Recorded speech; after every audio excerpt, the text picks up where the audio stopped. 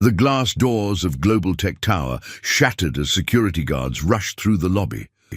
Upstairs, CEO Robert Mitchell's hand shook as he dialed 911, while his 9-year-old daughter Emma clutched a small recording device, tears streaming down her face.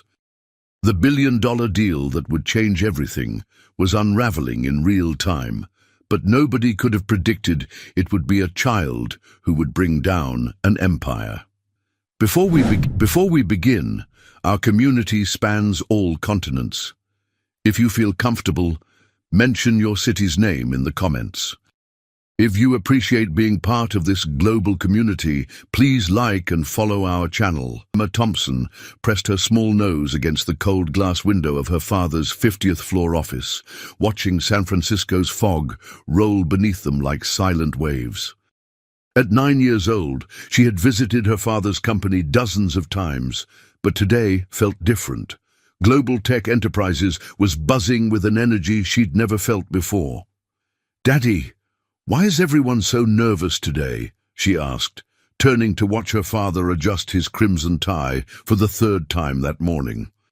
Robert Mitchell, CEO of Global Tech, glanced at his daughter with distracted affection. At 45, the lines around his eyes had deepened over the past year, his salt and pepper hair more salt than pepper these days. "It's a big day, Pumpkin. The biggest in our company's history." Emma nodded solemnly, as if she understood the weight of a billion-dollar international investment. She didn't, of course, but she understood her father's language, the tightness around his mouth, the slight tremor in his usually steady hands. "Will I get to meet the people from China and Russia?" Emma asked, her eyes brightening. Languages had always been her passion, her gift. At 9, she already spoke Spanish and French fluently and had been teaching herself Mandarin with remarkable success. Robert smiled, finally looking directly at his daughter. "Not today, Em. These meetings are very serious. Dr. Chen will handle all the translation work with Lingo Bridge." He gestured toward the sleek black device sitting on his conference table. "That's why we created it after all. Perfect translation, no human error." Emma frowned, walking over to examine the device. Lingo Bridge had been her father's pride for the past 3 years, an AI translation system that promised to revolutionize international business by providing flawless, instantaneous translation across 47 languages. "But I could help," she insisted, running her finger along the smooth edge of the translator. "Last time I caught when Mr. Tanaka's joke didn't translate right, remember? That was different, Emma," her father said firmly. "This isn't a dinner party. There are contracts worth billions of dollars being signed today." The office door opened and Sarah Mitchell entered, looking elegant in a navy business suit, her blonde hair pulled back in a tight bun. At 43, Emma's mother retained the grace and poise that had first caught Robert's attention 12 years ago at a linguistics conference. "The Shanghai contingent just landed," Sarah announced, then softened her expression when she saw Emma. "Sweetie, I thought we agreed you'd stay in the children's lounge today." Emma's shoulders slumped. "It's boring there. Can't I just watch? I'll be super quiet." Robert and Sarah exchanged looks, that silent communication that parents perfect over years. "Emma," her father began in his no-arguments voice, "this is my career, our future. I need you to—" "Please," Emma interrupted, deploying her best pleading eyes.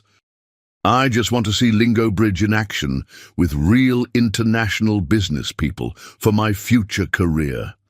Sarah's expression softened. As a linguistics professor who had contributed to Lingo Bridge's early development, she understood her daughter's fascination. "How about a compromise? You can observe the initial greetings from my office. The video feed shows everything, but you won't disturb anyone." Emma's face lit up. "Deal." Robert checked his watch and nodded reluctantly. "Fine, but only the first 15 minutes. Sarah, make sure she goes to the lounge after that." He bent down and kissed Emma's forehead. "This is important, Pumpkin. The most important day of my life. Emma nodded solemnly. I know, Daddy. I'll be good. As her parents left to greet the international delegation, Emma lingered, her curious fingers still resting on Lingo Bridge. Something about today didn't feel right, a subtle wrongness she couldn't name. She'd always had an intuition about languages, the way meaning flowed, or didn't. It was like music to her, and today she sensed a discordant note somewhere in the symphony. Emma? Her father called from the doorway. Coming?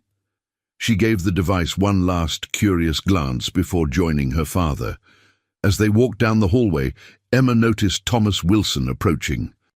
At 55, her father's business partner had always treated her kindly, bringing language books from his international trips. There's my favorite polyglot, Thomas smiled, tousling her hair. Ready for the big day, Robert? As ready as we'll ever be, her father replied, checking his watch again.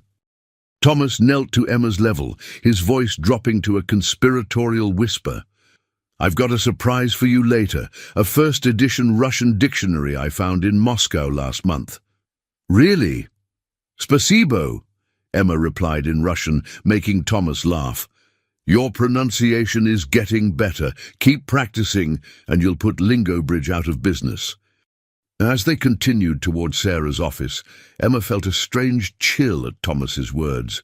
There was something in his tone when he mentioned Lingo Bridge, something that didn't match his smile. Here we are, Robert said, stopping at Sarah's door. Remember, 15 minutes, then straight to the lounge. Emma nodded, entering her mother's elegant office with its wall of monitors. Sarah pointed to the center screen, showing the conference room. You can watch from here. I need to join them now. Left alone, Emma settled into her mother's chair, eyes fixed on the screen. The international delegates were arriving, solemn-faced executives from China, Russia, and the Middle East. Her father stood at the head of the table, confidence radiating from his tall frame. Dr. Chen entered with the Lingo Bridge devices, placing them strategically around the conference table. Emma leaned forward, fascinated. Today would change everything for her father's company. Little did she know, it would change everything for her, too. Sarah's office offered a perfect view of the main conference room through a large monitor mounted on the wall. Emma sat cross-legged in her mother's leather chair, watching as elegantly dressed businessmen and women filed into the room. Her father stood at the head of the table, confidence radiating from his tall frame as he greeted each guest. That's Mr. Zhao from Shanghai Tech Investments, Sarah explained, pointing to an older gentleman with silver-rimmed glasses. And that's Ms. Petrova from the Russian Consortium. Emma studied their faces intently. Why do they look so serious? Sarah smiled. When this much money is involved, people get very serious. This deal will connect global tech systems to financial institutions across 17 countries. On screen, Dr. Marcus Chen entered, carrying the Lingo Bridge device Emma had seen in her father's office. At 50, the brilliant engineer moved with the cautious precision of someone who had spent more time with machines than people. He placed identical devices at 3 points around the conference table. Why do they need 3? Emma asked. Different language groups, Sarah explained. One for Mandarin, one for Russian, and one for the Arabic delegation. Emma watched as Dr. Chen activated the systems, speaking briefly into each one and nodding with satisfaction at the responses. Her mother squeezed her shoulder. I need to join them now. Remember our deal. 15 minutes, then it's off to the lounge. After Sarah left, Emma scooted closer to the screen, turning up the volume. The delegation members were taking their seats, earpieces in place, to receive the translated communications. Her father began his opening remarks, his voice confident and smooth. Welcome to San Francisco and to Global Tech Enterprises. Today marks the beginning of a historic partnership that will transform international finance. Emma listened as Lingobridge translated her father's words into multiple languages simultaneously. The faces of the international guests remained impassive, occasionally nodding. So far, everything seemed perfect. Then something caught her attention. As Mr. Zhao asked a question in Mandarin, Emma leaned forward, her brow furrowing. She'd been studying Mandarin for nearly a year now, and while she wasn't fluent, she recognized enough to know that something was off. Mr. Zhao had clearly asked about security protocols, but Lingobridge translated it as a question about implementation timelines. Emma frowned. Could she have misunderstood? She continued watching, her attention now laser-focused on the Mandarin exchanges. It happened again, 10 minutes later. Ms. Petrova said something in Russian about verification processes, and the translation shifted the meaning subtly. Not entirely wrong, but missing key concerns about oversight. Emma bit her lip. Maybe she was mistaken. After all, Lingobridge was her father's pride and joy, tested thousands of times for accuracy. And yet, a movement on screen caught her attention. Thomas Wilson, her father's business partner, was watching the proceedings from a corner of the room, his expression unreadable. Something about the way he studied the international delegates made Emma uncomfortable. At 55, Uncle Thomas, as she'd always called him, had been part of her life since she could remember. He'd given her a beautiful Russian dictionary for her last birthday, encouraging her language studies. The 15 minutes her mother had allowed were nearly up, but Emma couldn't tear herself away. She had to be sure about what she was hearing. She reached for her backpack and pulled out her tablet, quickly opening her language app. She typed in a phonetic approximation of what Mr. Zhao had just said, comparing it to Lingobridge's translation. Her suspicions deepened. The differences were subtle but significant, especially when the conversation turned to contract terms. The translation was changing key phrases about financial oversight, reporting requirements, and security protocols. Emma's heart began to race. This wasn't a simple error.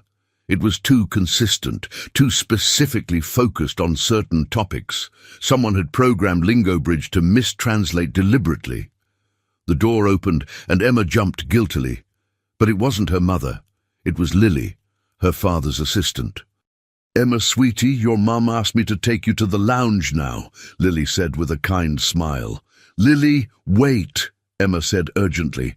"I think something's wrong with Lingobridge. It's changing what people are saying." Lily looked confused. "What do you mean, honey?" "The translations," Emma explained, pointing at the screen. "They're not right.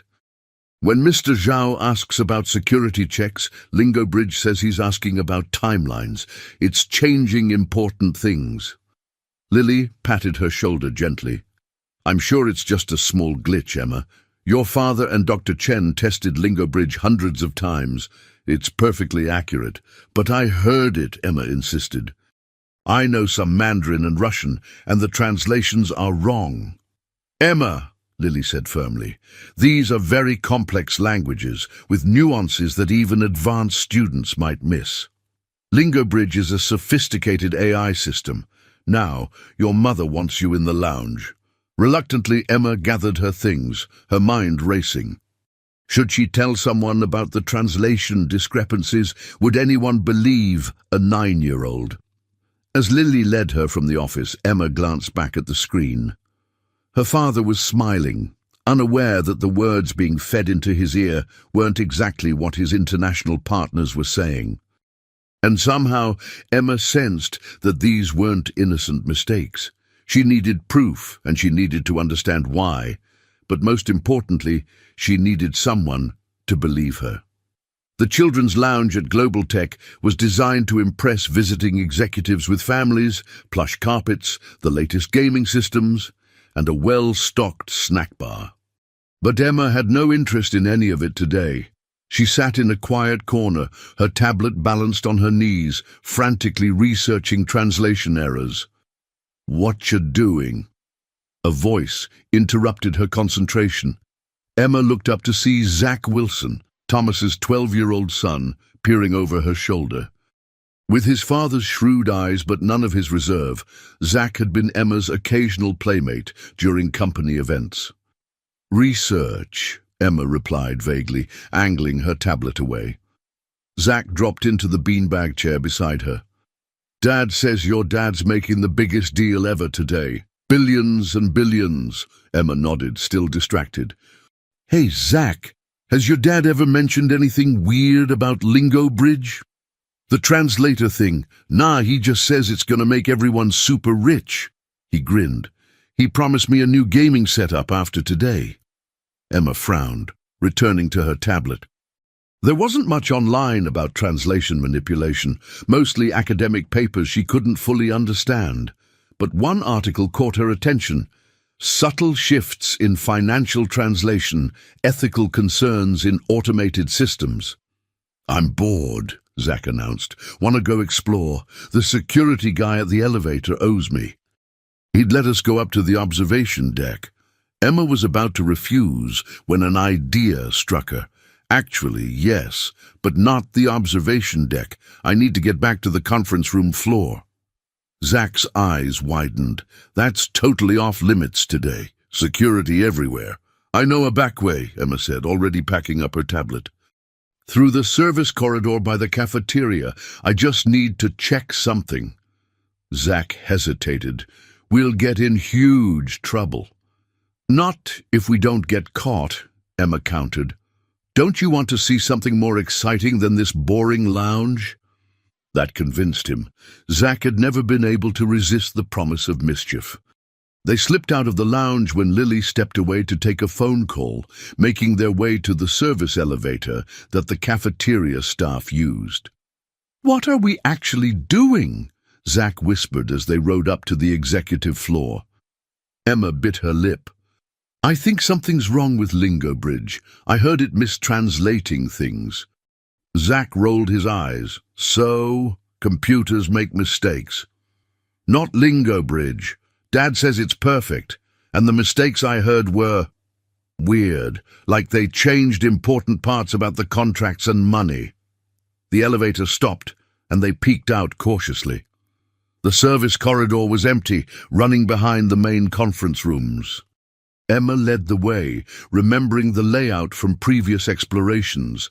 They reached a utility closet that Emma knew shared a wall with the smaller meeting room adjacent to the main conference area. "In here," she whispered. Inside, among mops and cleaning supplies, was a ventilation grate at floor level. Emma knelt beside it, pressing her ear close. Through it she could hear muffled voices. "Absolutely certain this won't be detected." That was her Uncle Thomas's voice. "The alterations are subtle enough that only someone with advanced knowledge of both languages would notice." Dr. Chen's distinctive voice replied, sounding tense, "But I still don't like this, Thomas. If Robert finds out..." "Robert won't find out unless you tell him, and you won't, because your name is on every developmental document. You'd go down with us." Emma's eyes widened. She motioned for Zack to listen, but he seemed more interested in examining the janitor's supplies. "The contract terms are being modified exactly as we discussed." "No," Thomas continued. "Yes," Dr. Chen responded, his voice barely audible. "The clauses regarding oversight are being softened in translation, and the financial reporting requirements are being presented as annual rather than quarterly. The Russian contingent's concerns about security protocols are being minimized." "Perfect. And the routing codes for the initial transfers. As instructed, 10% will be diverted through the shell companies, undetectable unless someone compares the original documents word for word with multiple independent translators." Emma felt her heart pounding.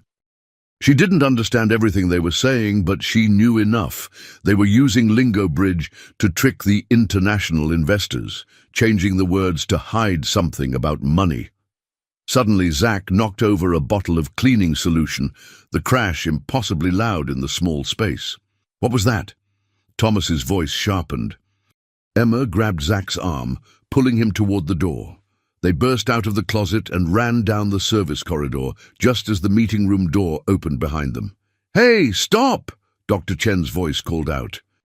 They ducked around a corner, finding themselves in the main hallway, directly in front of Agent Natalie Parker, the FBI liaison assigned to oversee international financial transactions of this magnitude.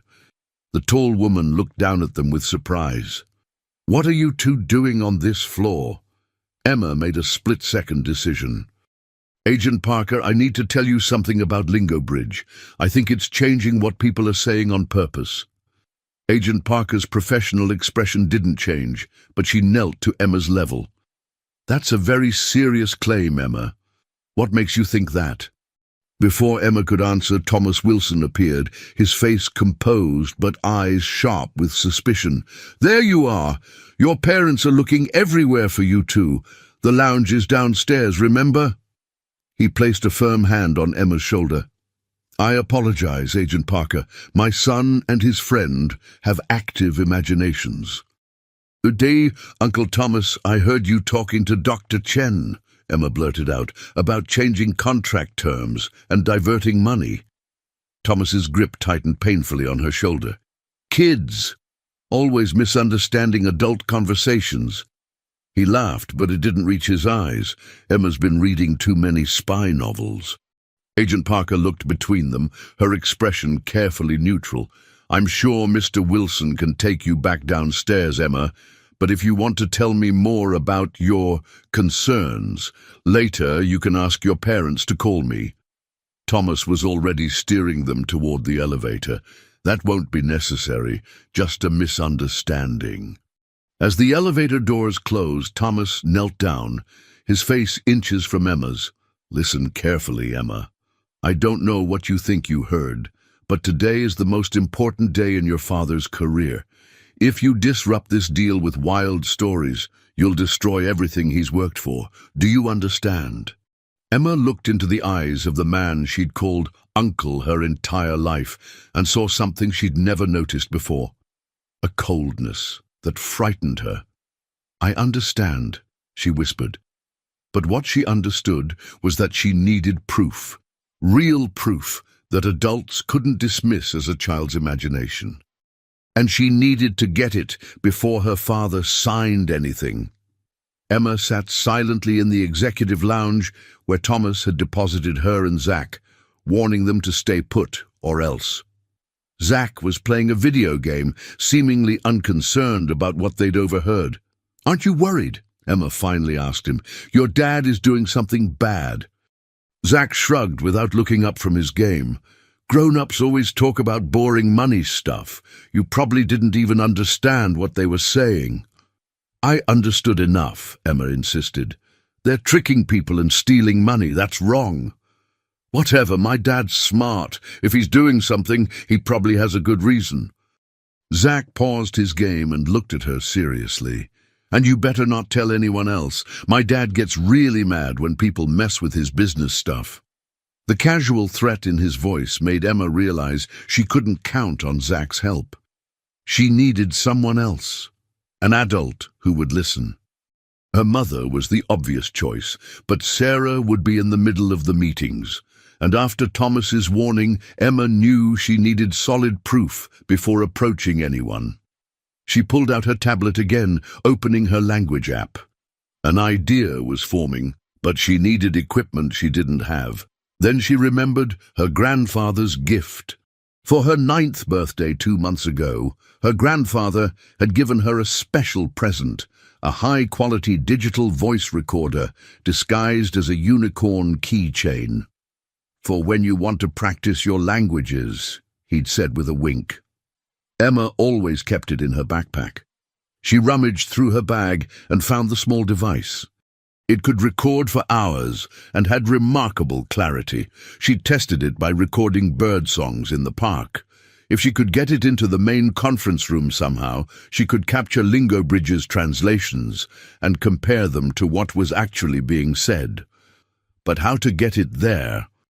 Security was tight, and after being caught once, she'd be watched carefully. Emma glanced at her watch. It was nearly noon, lunchtime. The delegation would be taking a break soon. That might be her chance. Sure enough, 20 minutes later, Lily appeared. "Emma, your mother asked me to bring you to lunch with her.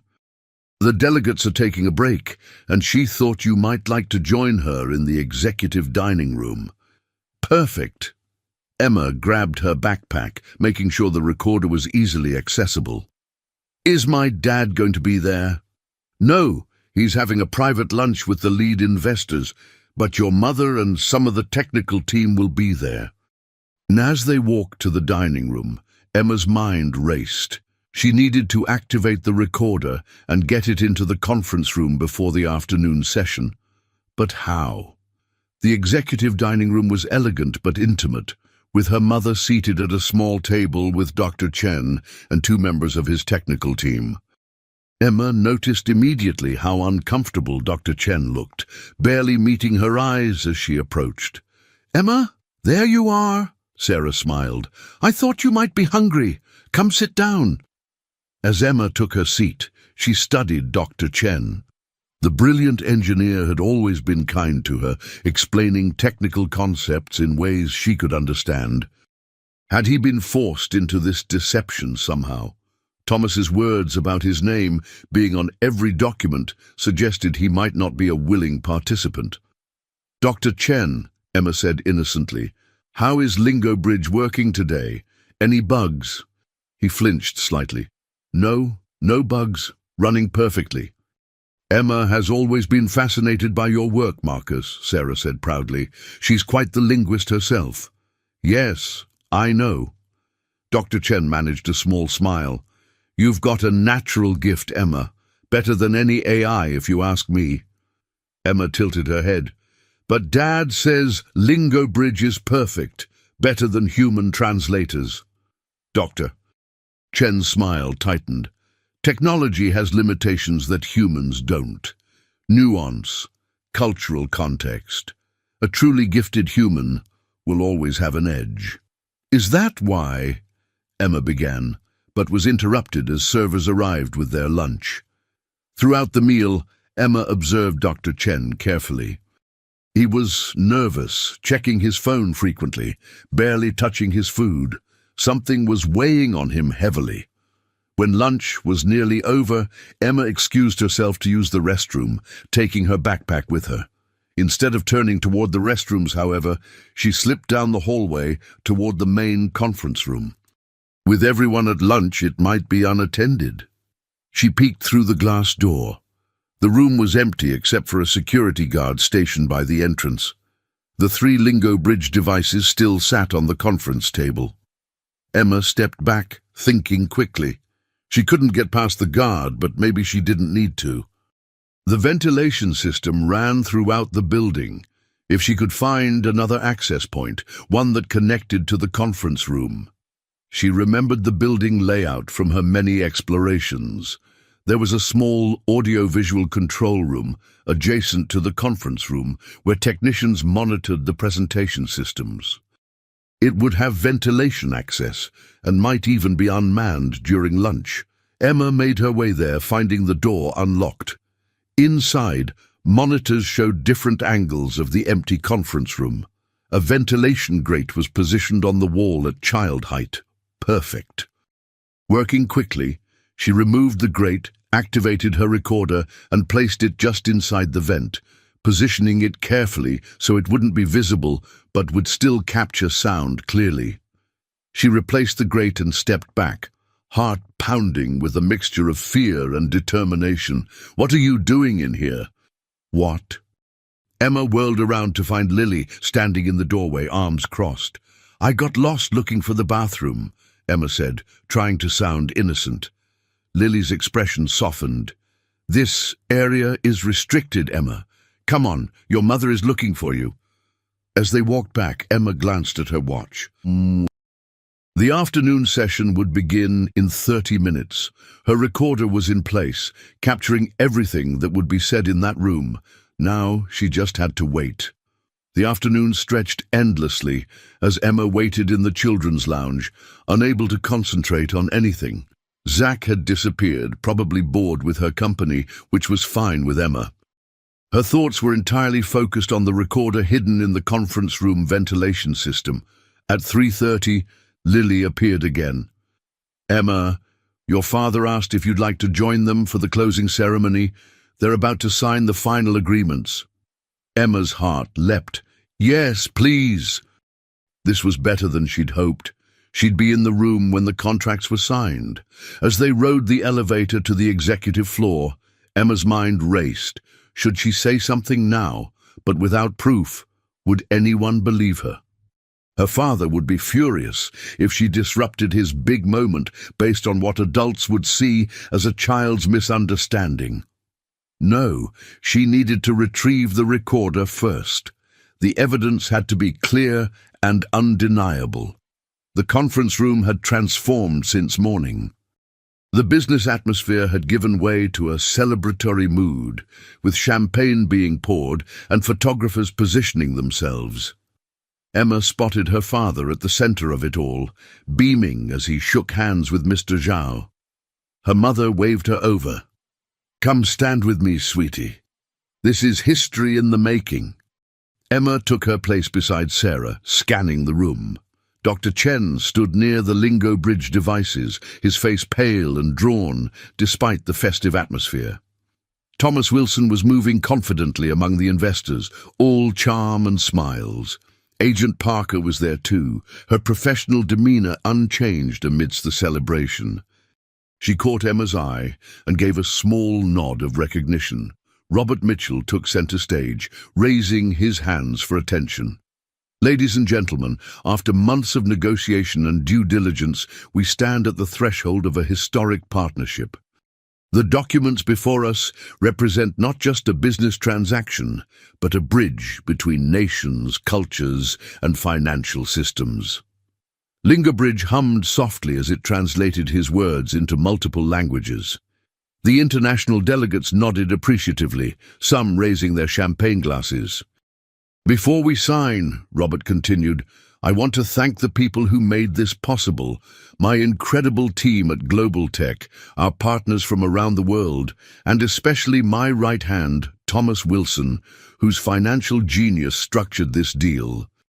Thomas stepped forward, acknowledging the applause with a modest nod that Emma now recognized as completely fake.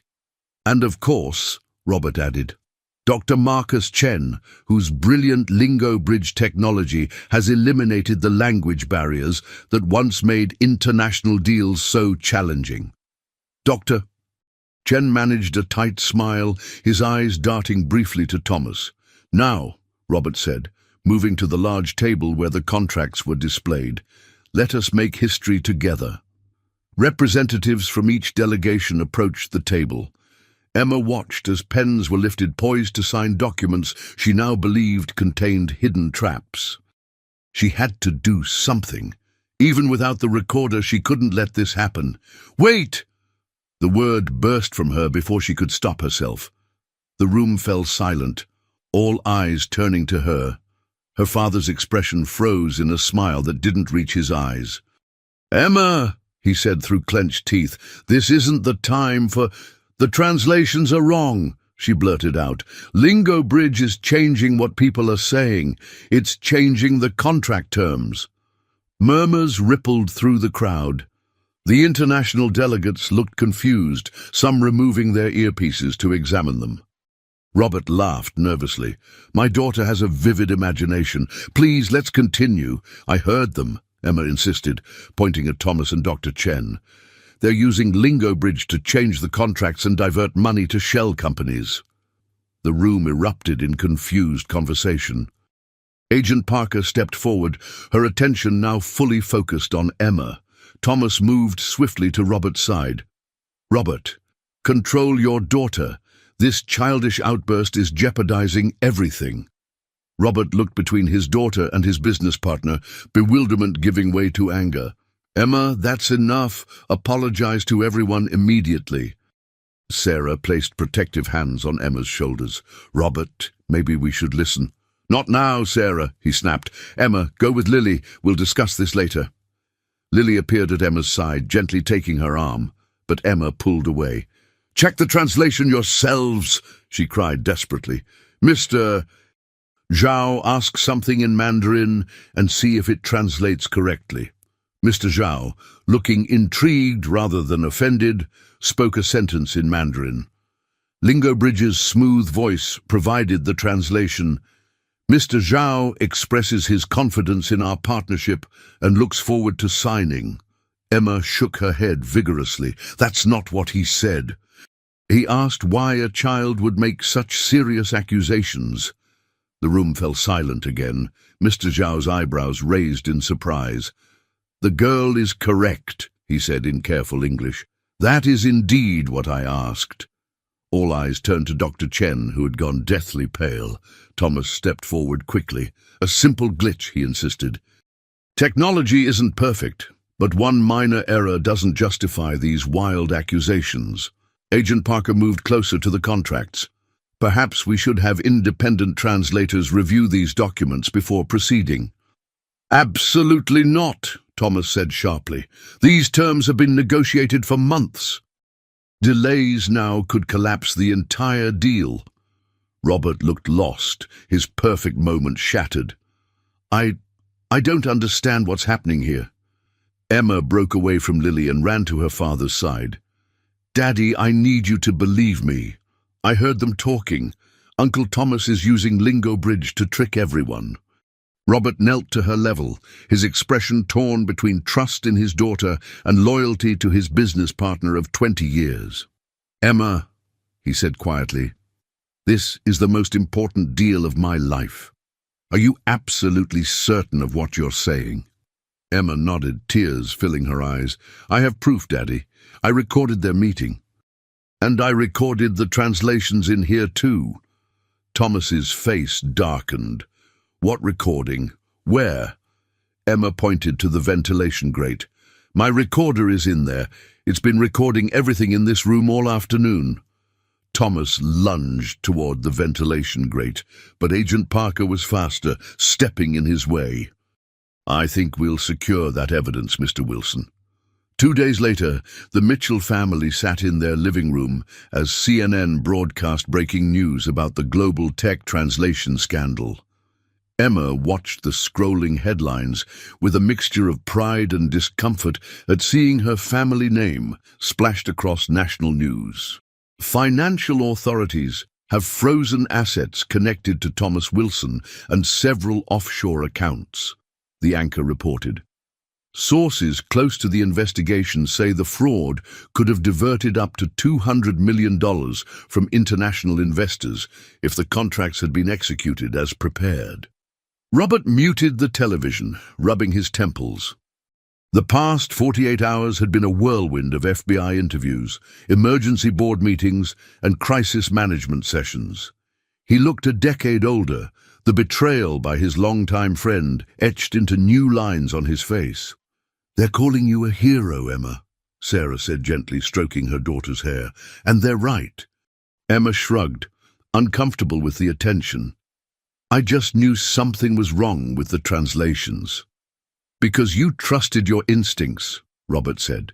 You knew languages better than you gave yourself credit for, and you weren't afraid to speak up when adults dismissed you. He took her small hand in his. That kind of courage is rare, even in adults.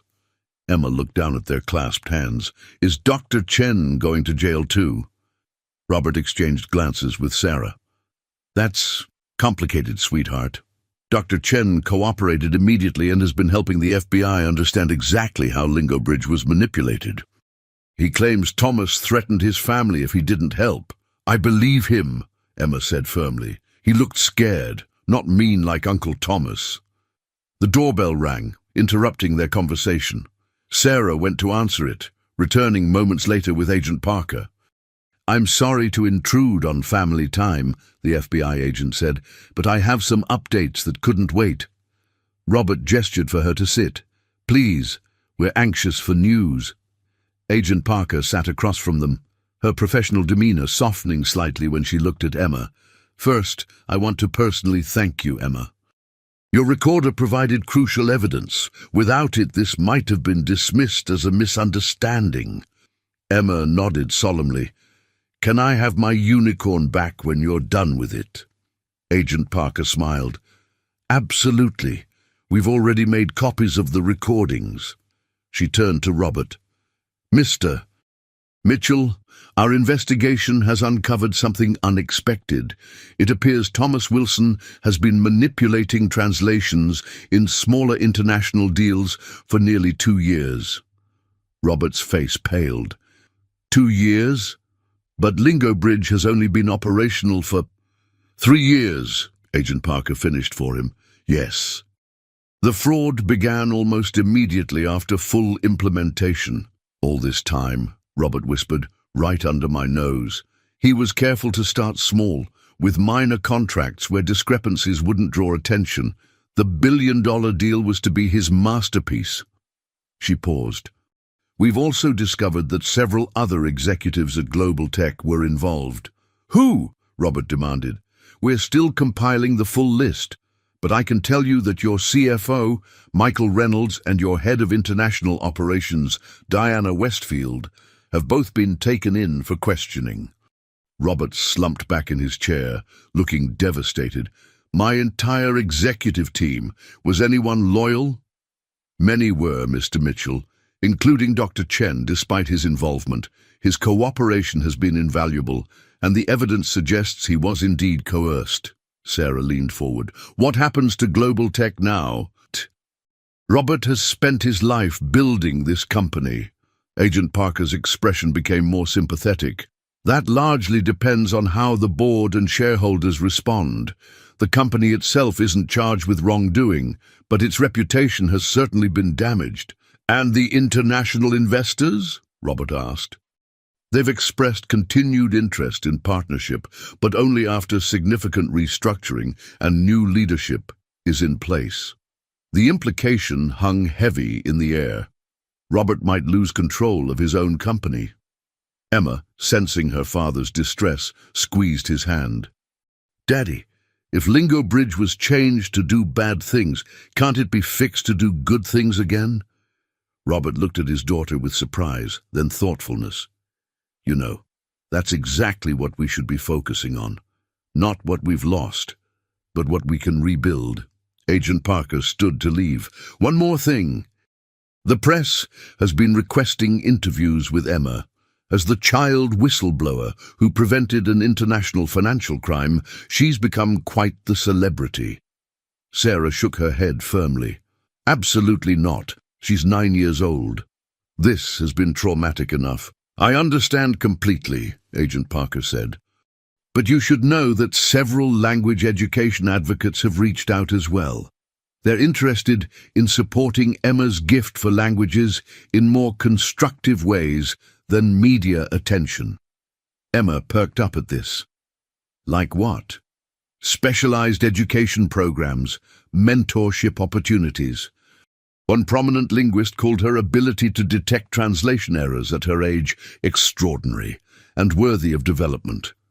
For the first time in days, Emma felt a flutter of excitement. Could I really do that? Study languages for real? Sarah smiled. We'll certainly look into it, sweetie. After Agent Parker left, the family sat in silence for a moment, absorbing all they had learned. I still can't believe Thomas would do this, Robert finally said. 20 years of friendship, building the company together. People change, Sarah said softly. Or maybe we never really knew him. Emma leaned against her father's shoulder. Are you mad that I ruined the deal, Daddy? Robert wrapped his arm around her. Emma Thompson, you didn't ruin anything. You saved our company from becoming something corrupt. You saved me from being part of a fraud I didn't even know was happening. He kissed the top of her head. I'm prouder of you than I've ever been of anyone in my life. The doorbell rang again. This time, it was a delivery. Flowers from Mr. Zhao with a note written in careful English. To the young linguist who values truth above all. The world needs more like you. Emma held the card, a smile spreading across her face. In the midst of scandal and uncertainty, something new was taking root. A future shaped not by deception, but by the clear, honest voice of a child who refused to be silenced. 1 week after the scandal broke, Emma sat in the back of her father's car, watching raindrops race down the window as they drove to Global Tech headquarters. The company was in crisis mode, with stock prices plummeting and investors demanding answers. "Do I really have to be there, Dad?" Emma asked, twisting the strap of her backpack nervously. Robert adjusted his tie in the rearview mirror. "The board specifically requested you, Pumpkin. They need to hear exactly what happened, in your own words." "But they won't yell at me, will they?" Emma's voice was small. "Absolutely not," Sarah assured her from the passenger seat. "They're grateful to you. If not for you, the company could have been implicated in international fraud." Emma wasn't convinced. In the week since the failed deal, her world had turned upside down. Reporters camped outside their house. Her school principal had suggested she take some time off until the media frenzy died down, and she'd overheard her father on the phone, his voice breaking as he fought to retain control of his company. The Global Tech building looked different today, less impressive somehow. Security guards escorted them through a side entrance to avoid the press. In the elevator, Robert knelt to Emma's level. "You just tell the truth, exactly as you remember it. That's all anyone wants from you." Emma nodded, squaring her small shoulders. "I will." The boardroom fell silent as they entered. 12 somber faces turned toward them, expressions ranging from sympathy to barely concealed hostility. At the head of the table sat Eleanor Richards, the formidable chairwoman of the board, her silver hair pulled back in a severe bun. "Thank you for coming, Mr. Mitchell. Mrs. Mitchell." Her gaze settled on Emma. "And especially you, young lady. Please, sit down." Agent Parker was already there, nodding encouragingly at Emma. A court stenographer sat in the corner, fingers poised over her machine. "Before we begin," Eleanor continued, "I want to clarify that this is not a formal deposition. We're simply trying to understand exactly what happened so we can move forward appropriately." My daughter is 9 years old," Robert said firmly. "I expect everyone to remember that." Eleanor nodded. "Of course. Emma, can you tell us how you first noticed something was wrong with the translations?" Emma glanced at her parents, who nodded encouragingly. In a small but steady voice, she recounted everything. The mistranslations she'd noticed, overhearing Thomas and Dr. Chen, hiding the recorder, and her desperate intervention before the contracts were signed.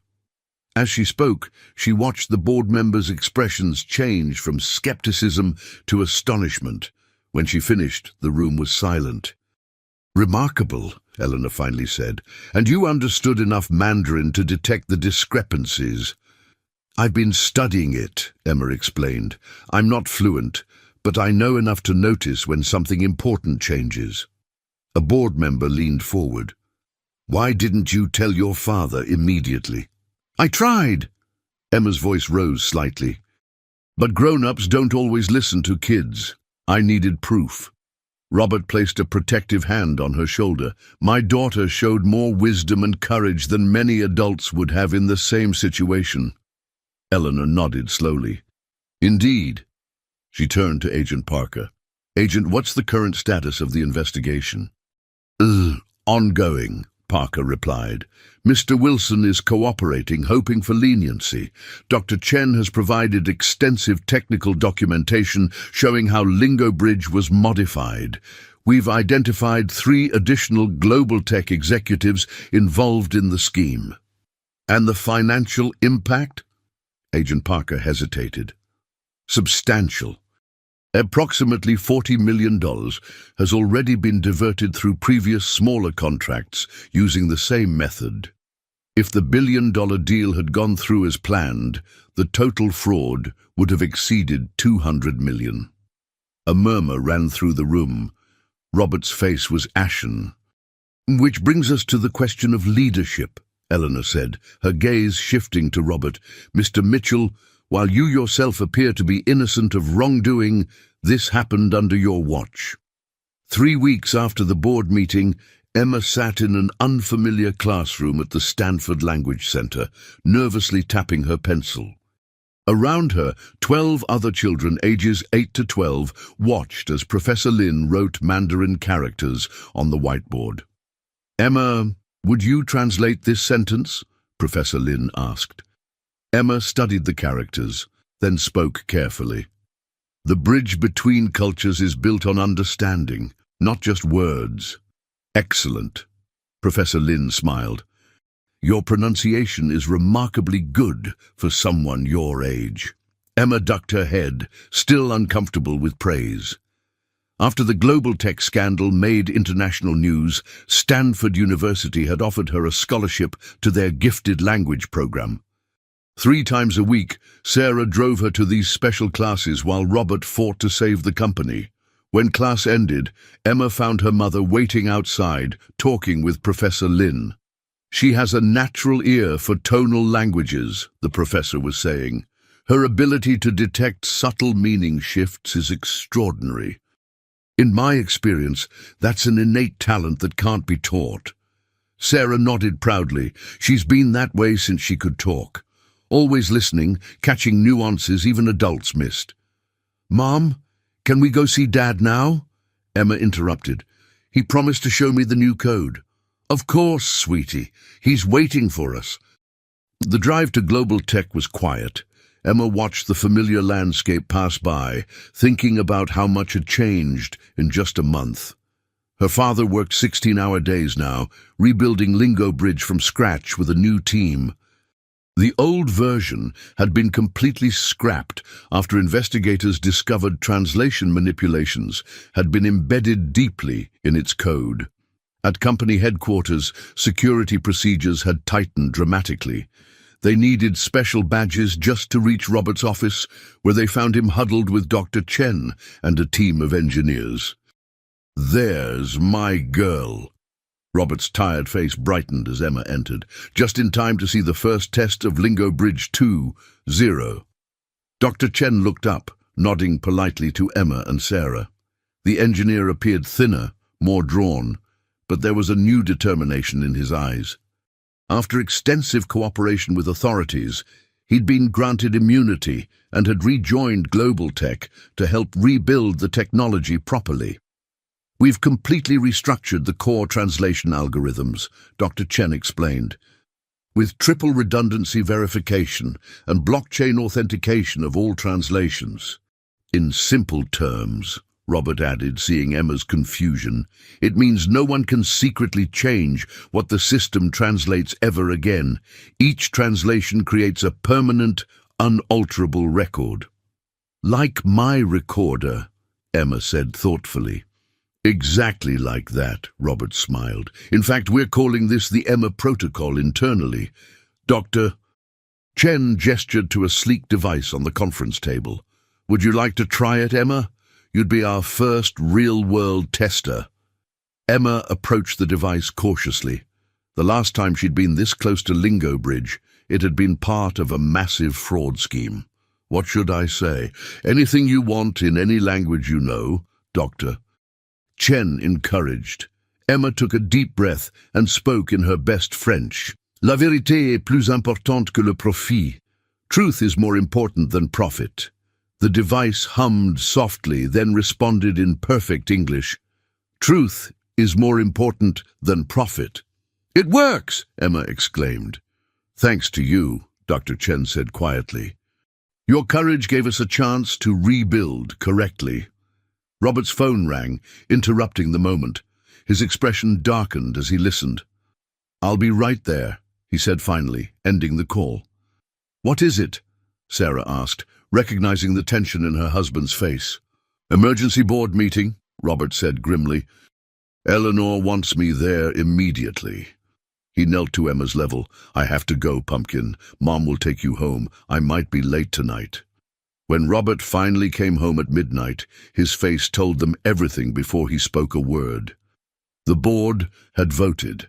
Effective immediately, Robert Mitchell was no longer CEO of Global Tech Enterprises. 2 months after Robert's removal as CEO, the Mitchell family sat in their kitchen, surrounded by moving boxes. Their spacious San Francisco home had been sold. part of the financial restructuring forced by Robert's suddenly reduced circumstances. "Do we really have to leave?" Emma asked, watching her father carefully pack his collection of antique language dictionaries. "It's for the best, Pumpkin," Robert replied, his voice steady despite the pain Emma knew he felt. "The new house in Palo Alto is closer to your Stanford program anyway." Sarah entered with more empty boxes, "and it's a fresh start for all of us." Away from the reporters and the constant reminders. Emma nodded, but her heart felt heavy. Despite the scandal, this had been her home, her entire life. Every corner held memories. Birthday parties in the backyard, late-night stargazing from her bedroom window, countless family dinners around the very table they were now dismantling. The doorbell rang, and Sarah went to answer it. She returned with Agent Parker. "I hope I'm not intruding," the FBI agent said, taking in the boxes. "I just wanted to update you personally before you move." Robert gestured for her to sit. "Any news on Thomas?" "He's accepted a plea deal. 10 years, with possibility of parole after 7, in exchange for revealing all his co-conspirators and the full extent of the fraud." She paused. "But that's not why I'm here. We've discovered something concerning about the Lingo Bridge Code." Emma perked up, her attention fully engaged now.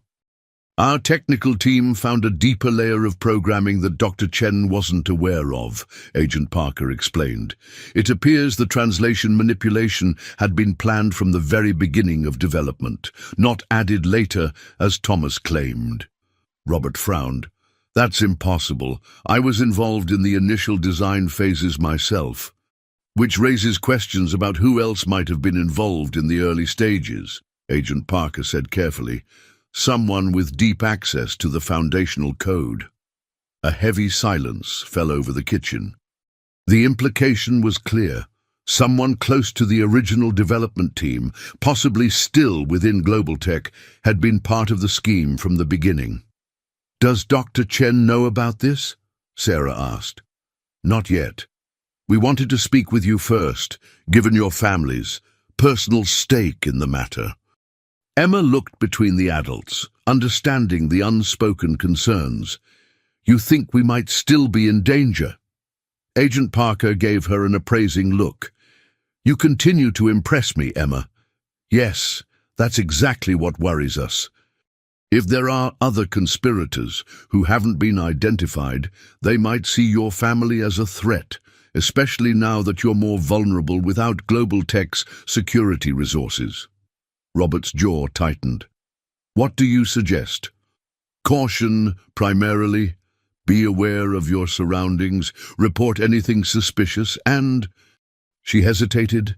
"It might be wise to consider additional security measures for your new home." After Agent Parker left, Emma helped her parents continue packing, but her mind raced with new questions. Who else could have been involved? Someone from the beginning of Lingo Bridge's development, someone her father trusted implicitly. The small cafe in Sausalito was nearly empty, just as James had specified in his cryptic message. Robert sat alone at a corner table, his coffee untouched, watching the door with a mixture of anticipation and dread. Against Agent Parker's explicit advice, he'd come alone. The FBI had wanted to set up a sting operation, but Robert feared that might scare James away, and with him answers about who else might be targeting his family. Sarah and Emma were safely ensconced in a hotel under FBI protection. Even so, Robert couldn't shake the fear that had plagued him since Emma's discovery. If James Harrington, his mentor, friend, and original business partner, had been the architect of the fraud, what else might he be capable of? The bell above the cafe door jingled, and James Harrington entered. At 65, he looked older than Robert remembered, thinner, greyer, but with the same piercing intelligence in his blue eyes. He spotted Robert immediately and approached without ordering. "You came alone. Good." James slid into the chair opposite Robert. "I wasn't sure you would trust me enough." "I don't," Robert replied coldly. "But I need answers. Was Lingo Bridge designed for fraud from the beginning?" James sighed heavily. "Not fraud, Robert. Intelligence gathering." "What?" "Lingo Bridge was never just a translation device. That was its commercial application, yes, but its true purpose was far more valuable to certain interested parties." Robert leaned forward, his voice low and furious. "What are you talking about?" "Think about it, Robert.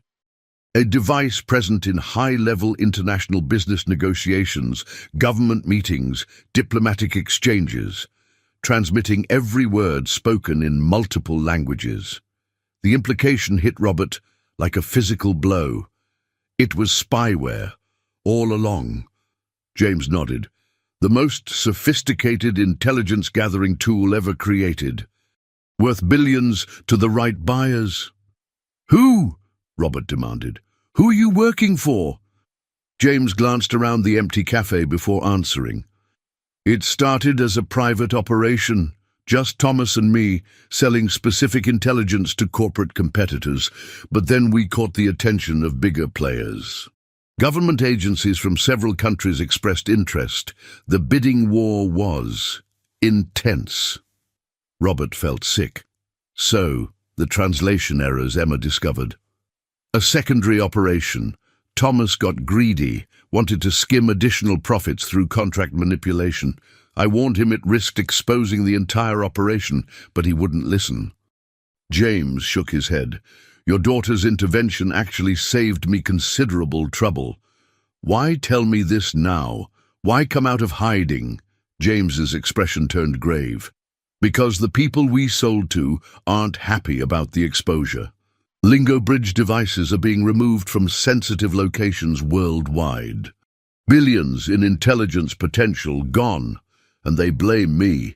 "So this is about saving yourself," Robert said with disgust.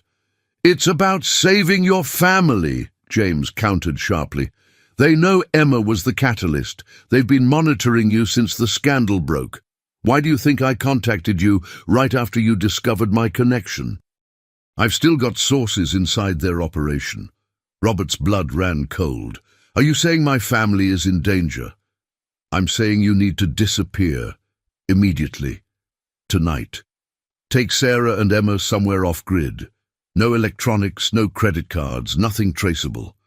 James Harrington's cabin was more fortress than wilderness retreat. Nestled among towering pines at 7,000 feet elevation, the rugged structure featured reinforced doors, shuttered windows, and a generator system for power. Inside, they found fully stocked cupboards, medical supplies, and even children's books and games. "Your Uncle James thought of everything," Sarah remarked, examining the satellite radio, their only connection to the outside world, and one they'd been instructed to use only in emergencies. "He's not my uncle anymore," Emma said firmly, arranging her few belongings in the small loft bedroom. After 3 days in the cabin, the initial fear had given way to a simmering anger. Real uncles don't put their families in danger. Robert, checking the perimeter for the 3rd time that day, overheard the exchange. Emma's sense of betrayal ran deep. First Thomas, now James. 2 men she'd grown up trusting implicitly. "You're right, Pumpkin," he said, climbing the ladder to her loft. "But sometimes people we thought we knew turn out to be different than we expected." Emma looked up from organizing her books. "Like you thought Mr. Harrington was your friend, but he was really a spy." Robert nodded, sitting beside her on the small bed. "People are complicated. James did a terrible thing, but he's also trying to help us now. Do you think the bad people will find us here?" Emma's voice was small, but her eyes remained determined. "Agent Parker says we're safe for now. No electronic trails, no way to track us." He squeezed her shoulder reassuringly. "And in a few days, once they've arranged everything, we'll go somewhere new, with new names." "I don't want a new name," Emma protested. "I like being Emma Mitchell. It would just be temporary until the FBI catches everyone involved." Emma frowned, clearly unconvinced. How long will that take? I don't know, sweetie, Robert admitted. But what matters is that we're together. That evening, as snowflakes began to fall outside the cabin windows, the satellite radio crackled to life. Robert answered cautiously. "Mitchell secure." "Parker here," came the agent's voice through static. "Witness protection arrangements confirmed for 72 hours from now. Extraction team will meet you at the rendezvous point we discussed. Any developments on the suspects?" Multiple arrests across 3 countries, but the primary operators remain at large. Her voice lowered. "We've received intelligence suggesting they've narrowed your location to within 50 miles. Maintain full security protocols." After signing off, Robert secured the cabin for the night, double-checking locks and closing heavy shutters over each window. The small family gathered around the fireplace, huddled against both the mountain cold and the growing sense of isolation.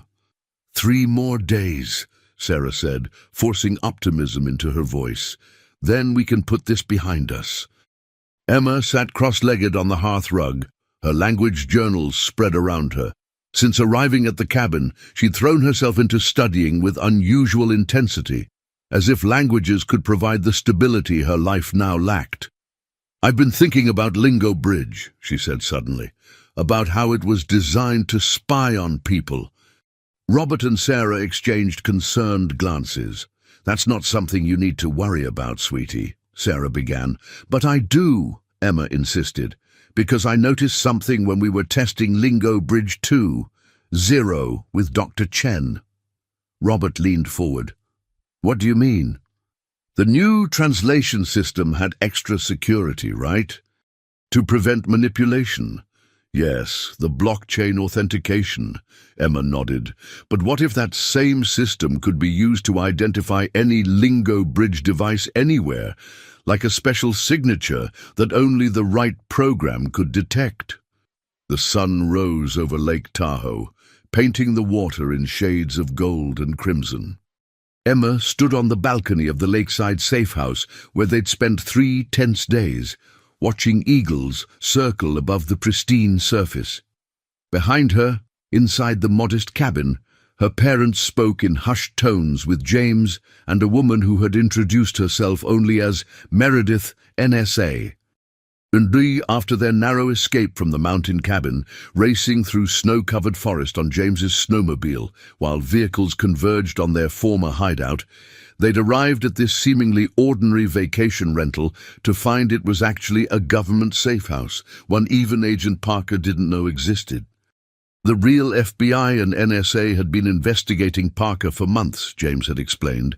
Her occasional deviation from protocols had raised red flags, but they'd lacked concrete evidence of her involvement with international intelligence brokers. Until now. The sliding door opened, and Robert joined Emma on the balcony. "Beautiful morning," he said, putting an arm around her shoulders. "Is it over?" Emma asked directly. "Really over this time?" Robert sighed. "Almost. Meredith says they've identified everyone involved in the network. The last pieces are falling into place. What about Agent Parker? They're bringing her in today." James provided the final evidence they needed, recorded conversations between Parker and the organization she was really working for. Emma digested this information. So Mr. Harrington was recording her all along. "Insurance," Robert explained. "James has spent decades collecting leverage on everyone around him.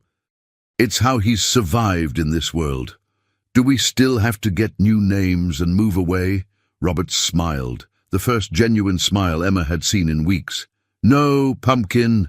Meredith says once they've dismantled the entire network, we can return to our normal lives. Different house, same names." Relief washed over Emma. "Can I go back to Stanford for languages?" "Absolutely. In fact, Professor Lin has been calling daily to check on you." The sliding door opened again, and Sarah joined them, followed by James and Meredith.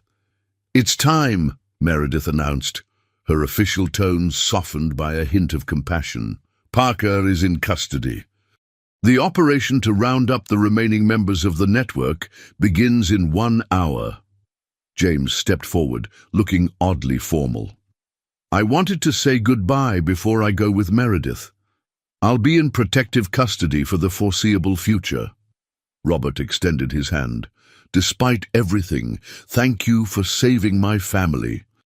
James accepted the handshake, something like regret in his eyes. I wish I could undo the damage I've caused, Robert, to global tech, to you, personally. What happens to the company now? Sarah asked. The board is meeting tomorrow, Meredith explained. With the full extent of the conspiracy now documented, your position looks considerably different, Mr. Mitchell.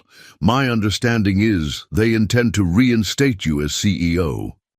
6 months later, Emma stood beside her father on a small stage at Stanford University, watching as he unveiled Truth Bridge, their new open-source translation platform designed with transparency and ethics at its core.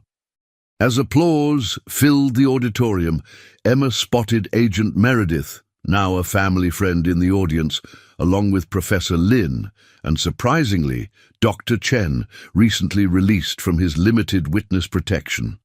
The journey wasn't over. Rebuilding trust never followed a simple path.